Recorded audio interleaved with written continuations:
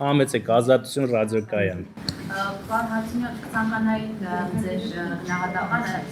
ինչով եք բացատրում բավական այսպես ակտիվ քվեարկությունը մեր ընտրողների համեմատությունները նաև արդեն տեղյակ է 21 թվականին, սա ինչով է պայմանավորված, ընտրողներն են ակտիվ, թե այն մեղադրանքներ, որոնք հնչեցնում եք ընդդիմության հասցեի, որ բերվում են Ռուսաստանից քաղաքացիներ, դա է գործում հանդիսացել, եւ իհարկե ինչ-որ չափով անդրադարձակ, բայց եթե հետևել եք երեք դիմադիր ուժերի առաջնորդներն էլ այսօր եւ Քոչարյանը, եւ Գագիկ Ծառուկյանը, եւ Սամվել Կարապետյանը խոսել են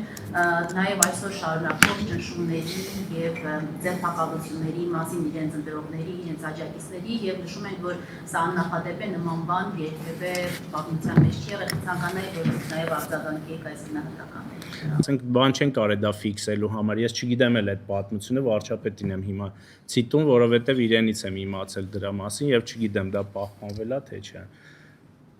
Էլ չեմ խոսում մարտի 1-ի մասին։ Ես ինքս համաժողովրդական շարժման ակտիվ մասնակից եմ եղել։ Ես ինքս եղել եմ հիմա երիտասարդական շարժման հիմնադիրներից մեկը։ Եվ ես տեսել եմ, թե այդ բռնաճնշումները ոնց են լինում։ Ոնց են լինում այդ բռնաճնշումները։ Իսկ այս դեպքում կա առերևույթ հանցանք, մարդը պետքա պատասխան տա հանցանքի համար։ Այն ժամանակ, եթե դու ունեիր քաղաքական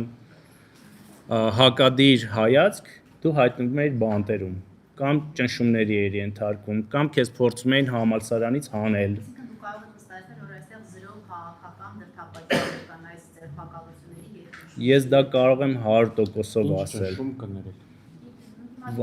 Որևէ քաղաքական ճնշման մասին այստեղ չի կարող խոսք լինել։ Մարդիկ, այսպես ասած, կոնին քեշ եւ մեծ փող են դրել եւ դրա համար պետք է պատժվեն, որովհետեւ ընտրությունները չի ենթադրում կազինո։ Ընտրությունները ենթադրում է քաղաքական պայքար, որին կմասնակցեն քաղաքական ուժերը եւ ուրեմն կշահեն կամ չեն շահի քաղաքացիների քվեն, իրենց աշխատանքով, իրենց լիդերների կարողությամբ, իրենց լիդերների քաղաքական այսպես մտքի թռիչքով կամ դրա բացակայության պատճառով եւ այլն։ Ինչ վերաբերում է ակտիվությանը, ես արդեն ժողովրդի հարցին պատասխանելիս ասեցի, որ մենք կարծում ենք, որ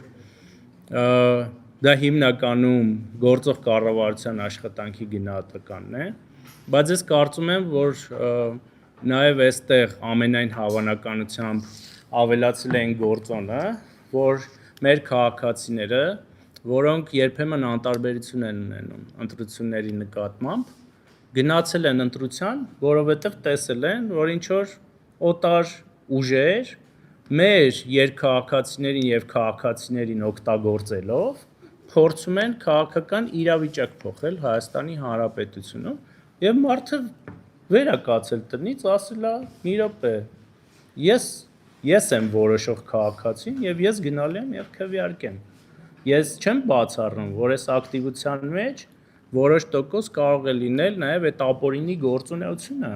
եւ ընտրակաշառքը չէ, ես կարծում եմ, որ ոչ եւ արդյունքները դա ցույց կտան։ Այս կողմից, հա,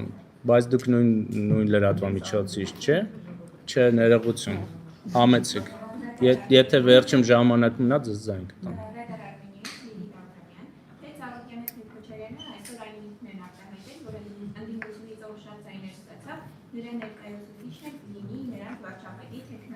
Կարելի է ասել, որ ընդդիմությունը արդեն կոնսոլիդացված է ապրված այս օրակարգում, երբ որ իշխանությունն ասում է ընդդիմադիր երրորդը միասնական ընտրության օրը դա ստացվեց։ Դա միշտ է եղել։